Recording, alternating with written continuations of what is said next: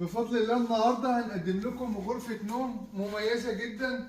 زي ما انتم شايفين تصميم القشرة حاجة بسم الله ما شاء الله، مع الشغل الظرف الدريسنج وتصميم الضرفة مميز جدا.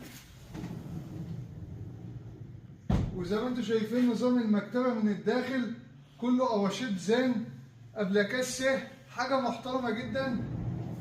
الدولاب بتاعنا 3 ضرفة، وهنوريكم السرير المميز جدا. زي ما انتم شايفين ده سرير بانوراما، يعني السرير بسم الله ما شاء الله بيتكلم عن نفسه.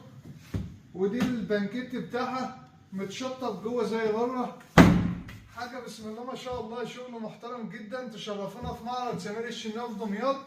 وده الكومودينو بتاعها، تمام.